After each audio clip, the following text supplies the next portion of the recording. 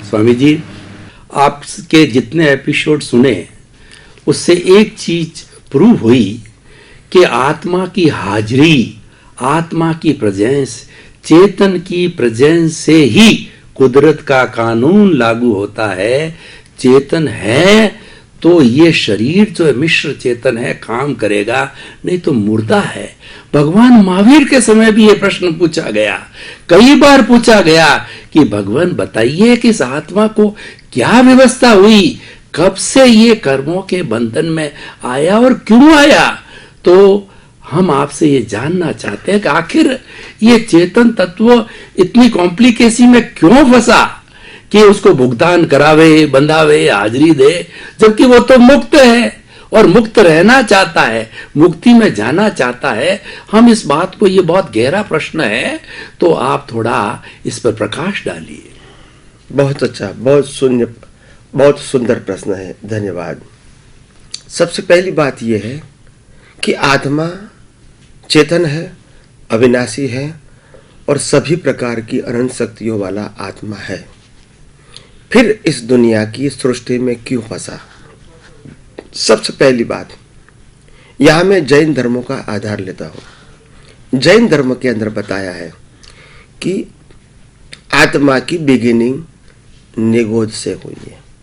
निगोद के अंदर जो आत्मा है बिल्कुल बेभान अवस्था में है और बेभान अवस्था के अंदर उसको कोई भी प्रकार का हाजिरी होते हुए भी ज्ञान खुला नहीं हुआ है। क्या नहीं हुआ है? खुला नहीं हुआ। हाँ, आत्मा खुद चेतन है, प्रकाशित है, मगर इतने गाढ़ आवरणों से आवृत हो गया है क्योंकि बेभान है। कर्मों का आवरण नहीं है, अज्ञानता का आवरण नहीं है, बेभान है। बेभान समझते हैं आप? हाँ। अनकॉन्शियस। तो वो इस अवस्था में निगोद में है। तो Nigod is a quarry of the soul. Nigod is a quarry of soul. आत्मा की खान है। क्या है? खान है, जैन टर्मिनोलॉजी के मुताबिक। वहां से आत्मा व्यवहार राशि में आएगा। व्यवहार राशि में आने के बाद इसको टाइटल मिलता है। क्या मिलता है? टाइटल। निगोद में टाइटल नहीं है कि आप कौन है मगर टाइटल नहीं है, क्योंकि आपका कोई एक्टिव रोल नहीं है। व्यवहार राशि में आने के बाद वही एक इंद्रिय में आपको टाइटल मिलता है। तब से आपका रोल शुरू होता है, तब से आपकी सेंस शुरू होती है। बेभान अवस्था में भान में आए, मगर वन सेंस का भान आया। कितना आया? वन सेंस का। जैसे गुलाब का छोड़ है तो गुलाब वन सेंस का है, मगर समाज में वो उपयोगी है और वो उपयोग गुलाब दूसरों के लिए कर सकता है। तो ये वन सेंस भी लोगों के लिए काम में आया। तो वन सेंस का उसका एक्सपीरियंस है। क्या है? एक्सपीरियंस। हाँ। तो वन सेंस से वो दुनिया को एक इंद्रिय का बेनिफिट दे सकता है और एक इंद्रिय तक उसका ज्ञान भी क्या हुआ? खुला हुआ। ऐसे करते करते आत्मा तो वही का वही है, मगर वन सेंस का ज्ञान उसकी आत्मा की हाजिरी में थ्रू दिस गुलाब खुला हुआ। क्या हुआ? खुला हुआ। फिर बाद में एक इंद्रिय में से दो इंद्रिय में आएगा तो दो इंद्रिय का ज्ञान खुला होगा। तीन इंद्रिय में आएगा तो तीन इंद्रिय का ज्ञान खुला होगा। चार इंद्रिय में आएगा तो चार इंद्रियों का ज्ञान खुलेगा और पांच इंद्रिय के अंदर जीव में आएगा तो पांच इंद्रियों का ज्ञान क्या होगा? खुला होगा। आत्मा के अंदर पांच इंद्रियों का, फाइव सेंस का ज्ञान क्या हो जाएगा? ओपन हो जाएगा। तो इतना ज्ञान ओपन हुआ, इसको कहते हैं इंद्रिय ज्ञान का विकास। क्या बोलते हैं? इंद्रिय और ज्ञान का विकास। इंद्रिय ज्ञान का विकास। इंद्रिय ज्ञान एक इंद्रिय से पंचेंद्रिय, इंद्रिय ज्ञान का विकास है, यानी इंद्रिय ज्ञान खुला होता है। क्या होता है? खुला होता है। तो इसके बाद मनुष्य में आता है। मनुष्य में आता है तो बुद्धि प्राप्त होती है और बुद्धि प्राप्त होती है तब से उनके पास फ्रीडम मिलती है सोचने की। अपनी तरह वो सोचे कोई भी अवस्था को, अच्छी है बुरी है, लाइक है डिसलाइक है, फायदा वाली है नुकसान वाली है, वो बुद्धि सोचता है। काम की है काम की नहीं, वो सोच सकता है। तो मनुष्य में आके बौद्धिक ज्ञान होता है। फिर बाद में हर मनुष्य के अवतार में बौद्धिक ज्ञान का विकास होता है। पहले इंद्रिय ज्ञान का विकास, फिर बाद में बौद्धिक ज्ञान का विकास। और बौद्धिक ज्ञान वाला व्यक्ति सेल्फिश होता है, मेरे को लाभ क्या होता है, कैसे होता है, कैसे मैं लाभ प्राप्त करूं, अलग अलग प्रकार के। ऐसे करते करते वो अपनी सुख की इच्छाओं की पूर्ति के लिए वो लाभ प्राप्त करने का प्रयास करता है और पुण्य से उसकी इच्छा पूरी भी होती है। ऐसे करते करते बुद्धि का विकास होके इनको जो कुछ भी चाहिए, सत्ता, संपत्ति, संबंध, साधन, सब कुछ मिल जाता है। मगर जब पहली बार मनुष्य में आया तब से उन्होंने सुख की खोज किया। क्या किया? सुख की खोज। मगर इतना सारा बुद्धि का डेवलपमेंट होने के बाद पुण्य से उसको साधन, संपत्ति, सत्ता और संबंध मिले भी, मगर सब कुछ मिलने के बाद सुख नहीं मिला। तो इसको मालूम हुआ मनुष्य के अवतार में डेवलप होने के बाद, कितने अवतारों के बाद, कि मैं जो सुख अनुभव करना चाहता हूं, प्राप्त करना चाहता हूं, ये सुख ये साधन, संपत्ति, संबंध और सत्ता में नहीं है। क्योंकि ये सब कुछ पाने के बाद भी मैं सुखी नहीं हूं। नहीं था तब लगता था कि उसमें सुख है, पाने के बाद मालूम हुआ कि उसमें सुख नहीं है। तो फिर वो प्रेयर करता है कि हे भगवान, मैंने अपनी बुद्धि से तो सोच लिया इसमें सुख है, इसमें सुख है, इसमें सुख है, इसमें सुख है, और पा भी लिया, मगर मिलने के बाद सुख नहीं मिला। तो हे परमात्मा, जिसके पास ये सच्चा सुख की अनुभूति है, जानकारी है, ऐसे अनुभवी ज्ञानी को मेरे को मिला दो और उस अनुभवी ज्ञानी के माध्यम से मेरे को सच्चे सुख का मार्ग भी प्राप्त करवा दो।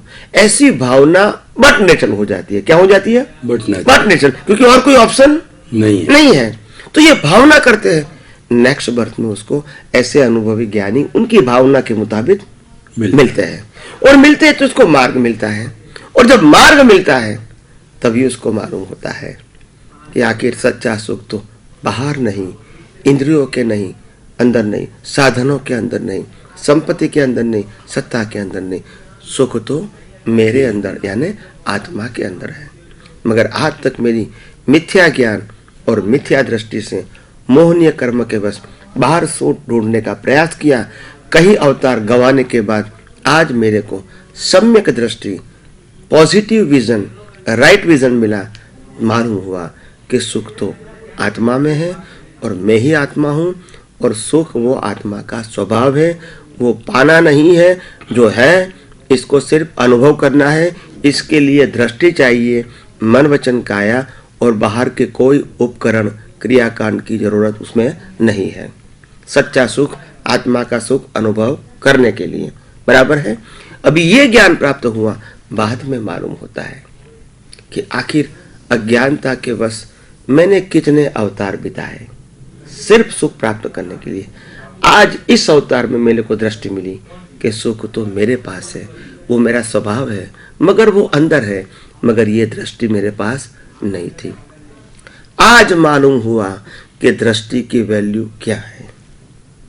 आज तक तो ये इंद्रियों से जो दिखता था, बुद्धि से समझ में आता था, उसी की मैं वैल्यू करता था, मगर मालूम हुआ कि इंद्रिय ज्ञान और बुद्धि के माध्यम से जो कुछ भी मैंने समझा, पाया, वो सब इल्यूजन था, भ्रांति था, वो वास्तविकता नहीं थी। आज मेरी दृष्टि जब अनुभवी ज्ञानी पुरुष मिलने से, आध्यात्म विज्ञानी मिलने से अंतर्मुखी हुई, तब मालूम हुआ कि सुख तो अंदर है। अंदर मतलब आत्मा में, आत्मा में मतलब मेरे में ही है। इसको अनुभव करने के लिए, इसको पाने के लिए बाह्य कोई प्रयास की आवश्यकता नहीं है। सिर्फ दृष्टि को मोड़ने की जरूरत है, और वो मोड़ी हुई दृष्टि को पक्के करने की जरूरत है। हर अवस्था के अंदर भी आपको ये मालूम होना चाहिए कि सुख तो मेरे में है, सुख सत्ता में नहीं है, सुख मेरे में है, संपत्ति में नहीं है, सुख मेरे में है, साधनों में नहीं है, सुख मेरे में है, सुख संबंधों में नहीं है। दुनिया की कोई चीज में सुख नहीं है, मन, वचन, काया में भी सुख नहीं है। सुख तो सिर्फ आत्मा में है, और मैं ही आत्मा हूँ। सिर्फ दृष्टि की जरूरत थी, जो आज मेरे को मिली। अभी मेरा यही पुरुषार्थ रहेगा कि सच्चा सुख जो अंदर है, जो मेरा स्वभाव है, इसको मैं कैसे अनुभव करूं, यही मेरी सोच, दृष्टि और पुरुषार्थ रहेगी। बहुत बहुत धन्यवाद स्वामी जी। जैन दर्शन के अनुसार 8 तरह के कर्म होते हैं, मूल प्रकृति और उसकी उत्तर प्रकृतियां होती है 148 तरह की। उसमें से एक कर्म की बात करता हूं, आयुष्य की, क्योंकि हर प्राणी अपने आयुष्य के अनुसार ही जीता है और आयुष्य के अनुसार ही मरता है। तो जैन दर्शन में तो फिक्स थ्योरी है कि पूरे जीवन भर उसको एक ही बार आयुष्य होता है। और दूसरी शाखा अक्रम विज्ञान कहता है कि उस फोटो, जिस वक्त में आयुष्य का फोटो पड़ा और अगले थोड़े टाइम में वो फोटो बदल सकता है, यानी जरूरी नहीं है कि जीवन में एक बार ही आयुष्य का बंधन हो। तो हम थोड़ा ये स्पष्ट आध्यात्म विज्ञान के माध्यम से कर सकते हैं कि आयुष्य, क्योंकि पिछले जन्म के बंधे बिना ये जन्म मिलता नहीं है। आयुष्य पिछले जन्म में बनता है, जब जाकर निश्चित होने के बाद ही वो शरीर छोड़ेगा और इस शरीर में धारण करेगा। तो आखिर ये आयुष्य का निर्धारण कैसे होता अध्यात्म विज्ञान और कुदरत के कानून के अनुसार, कृपया बताइए। धन्यवाद प्रश्न करने के लिए। सबसे पहली बात यह है कि जो आध्यात्म विज्ञान में बताया गया है कि आयुष्य कर्म का बंध, पहला बंध 2/3 आयुष्य खत्म होने के बाद पहला बंध होता है। बाद में 1/3 जब बाकी रहता है तो 1/3 में 2/3 खत्म होता है, तब रिवाइज बंद होता है। फिर जो बाकी है उसमें से 2/3 खत्म होगा तो 3rd रिवाइज बंद होगा। ऐसे करते लास्ट मोमेंट, लास्ट आवर में फाइनल बंद होता है। तो ये बात कहीं लोगों को शायद पहले स्थूल रूप से समझ में नहीं आती है, क्योंकि उस प्रकार की सोच में हम डीप कभी गए नहीं है। कुदरत का कानून है ये है कि एक इंसान मिनिमम 1 बर्थ का कर्म 4 कर सकते हैं और मैक्सिमम 8 बर्थ का कर्म 1 बर्थ में 4 कर सकते हैं। ये कुदरत का कानून है और हमको मालूम है कि कर्म यहाँ बनते हैं। अगर मैंने देवलोक का कर्म किया तो देवलोक में गया, फिर देवलोक में से यहाँ वापस कैसे आऊँगा, क्योंकि कर्म मैंने यहाँ बनाया है। तो ये 2 अवतार के कर्म हुए। अगर मैंने मनुष्य अवतार में पशु योनि के, नरगति के, देवलोक के और मनुष्य के 4 गति के कर्म एक अवतार में बनाए, तो पहले मैं नरगति में जाऊंगा, फिर पशु योनि में जाऊंगा, फिर देवलोक में जाऊंगा, फिर मनुष्य में आऊंगा। मगर 4 गति के कर्म मैंने कहाँ बनाए? मनुष्य में। कितने अवतारों में? एक ही अवतार में बनाए। तो यानी ये बात हमको समझनी पड़ेगी कि मनुष्य भव के अंदर कुदरती कानून के अनुसार मिनिमम 1 बर्थ का कर्म 4 करेंगे तो नेक्स्ट बर्थ का भव मनुष्य आएगा। मगर 1 बर्थ से ज़्यादा बर्थ का कर्म 4 करोगे तो बाकी सब गतियों में से एंड लाके लास्ट बर्थ कहाँ आएगा? मनुष्य में, क्योंकि ये सेंट्रल स्टेशन है। अगर यहाँ कर्म नहीं बनेगा तो नया बर्थ कैसे होगा? तो ये बात समझनी है। तो एक बर्थ में कितने अवतारों के बर्थ भी मैक्सिमम 8 हो सकते हैं और एक बर्थ में नेक्स्ट बर्थ का कर्म जो होता है वो भी इसी प्रकार से 2/3 खत्म होने के बाद रिवाइज होता है। तो हमको ये बात सब मालूम होना चाहिए कि ये बर्थ का जो कर्म है, ये नेक्स्ट बर्थ का कर्म भी इस प्रकार से पार्टीशन वाला होता है और फाइनली वो लास्ट बर्थ में ही डिसाइड होता है। इसके बीच बीच हमने जो जो कर्म बनाए हैं गतियों के, वो भी फाइनल होते हैं, डिसाइड होते हैं, फिक्स हो जाते हैं। और स्टेप बाय स्टेप कुदरत का कानून ये है, पहले अधोगति का कर्म की भुगतान पहले होती है, फिर अधोगति से कम अधोगति का भुगतान बाद में होती है, उसके बाद देवलोक का होता है और उसके बाद फाइनल कहाँ आते हैं? मनुष्य में। क्योंकि मनुष्य में फाइनल में इसीलिए आता है, सभी प्रकार की गतियों की कर्मों को खत्म करके यहाँ आएगा, फिर नया स्ट्रोक बनाएगा, फिर गति में घूमेगा, फिर यहाँ आएगा लास्ट बर्थ में, फिर नया कर्म बनाएगा, फिर घूमेगा। तो ये बात हमको समझनी पड़ेगी कि आध्यात्म विज्ञान के अंदर कोई भी जीव मिनिमम 1 बर्थ मैक्सिमम 8 बर्थ का कर्म 4 कर सकता है और कोई इंसान अगर केवल ज्ञानी है तो सेम बर्थ में बिना कर्म किए मोक्ष में भी जा सकते हैं। स्वामी जी बहुत बहुत धन्यवाद खुलासा करने के लिए। मैं मेरी तरफ से थोड़ा इसको क्लैरिफिकेशन करना चाह रहा हूं कि बाकी सब बातें समझ में आ गई, 8 चांस मिलते हैं, यह जैन दर्शन भी मानता और 2/3 के बाद में बिल्कुल सेम थ्योरी है सबकी वो। लेकिन जैन दर्शन की, मैं कोई तुलनात्मक नहीं कर रहा, मैं तो क्लैरिफिकेशन की बात कर रहा हूं कि जैन दर्शन ये मानता है कि जो 8 बताए वो मानता है, लेकिन एक बार, एक बर्थ में एक बार ही आयुष्य का बंधन होता है, 8 बार नहीं होता है, और एक ही होगा, चाहे वो पहले राउंड में हो, दूसरे में 8 राउंड मानता है वो, परंतु एक बार हो गया तो फिर 7 बार में नहीं होगा। खैर एनीवे, ये भी बात ठीक है, वो भी ठीक है अपनी अपनी जगह, कि वहां 1 का मानते हैं, अपन 8 का मानते हैं, 8 को वो भी मानते हैं, पर 8 राउंड में 8, मतलब जब हम बर्थ का कर्म रिचार्ज कर देते हैं वहां उनकी मान्यता नहीं है, एक ही की मान्यता है। खैर जो भी हो, कोई बात नहीं है, पर कुल मिला के ये मेल खाता है।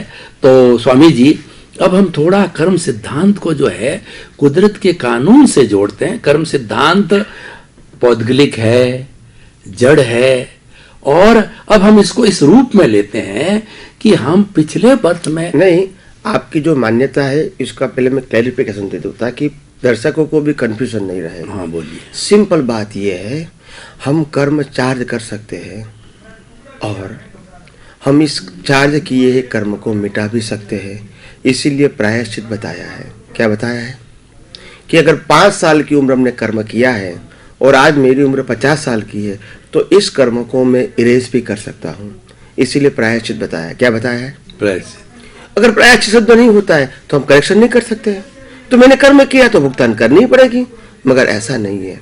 कुदरत का कानून यह है कि तुम जिंदगी भर तक कर्म करते रहो, मगर जहाँ तक कर्म करने की आपके पास सत्ता है वहाँ तक आपको किए हुए कर्म को बिना भुगतान किए मिटाने की, कम करने की, लाइट करने की भी शक्ति कुदरत ने एट ए टाइम पैरेलल दिया है। क्या दिया है? पैरेलल। और तभी तो प्रायश्चित शब्द है। तो आज मैंने समय समय पे जो कुछ कर्म किया 40, 50, 60 साल में, बाद में 60 साल के बाद मेरे को मालूम हुआ कि अभी तो मेरे को न बिजनेस करना है, न परिवार को चलाना है, न कुछ काम करना है, बस अभी साधना करना है। साधना करना करते मेरे को मालूम हुआ कि मैंने अपने जीवन में ऐसे ऐसे प्रकार के गलत भाव गलत व्यक्तियों के साथ किया है। तो मेरे को ये समझना पड़ेगा कि जो गलत भाव किए हैं, गलत विचार किए हैं, ये सबको मैं आज मिटा सकता हूँ। इसीलिए मैं मिटा सकता हूँ, तो इसीलिए मैं मिटाने का प्रयोग है प्रायश्चित, क्षमा मांगना और अपनी गलतियों को स्वीकार करना। इसको जैन धर्म में बताया है आलोचना, प्रतिक्रमण, प्रत्याख्यान। गलतियों को स्वीकार करना, गलती की माफी मांगना और दूसरी बार ऐसी गलतियां न करने का निश्चय करना। जो तीनों बात जो है इतनी इम्पोर्टेंट है कि धीरे धीरे हमको समझ में आता है कि कर्म बांध भी सकते हैं और जहाँ तक जीवित है वहाँ तक कर्मों का करेक्शन भी कर सकते हैं।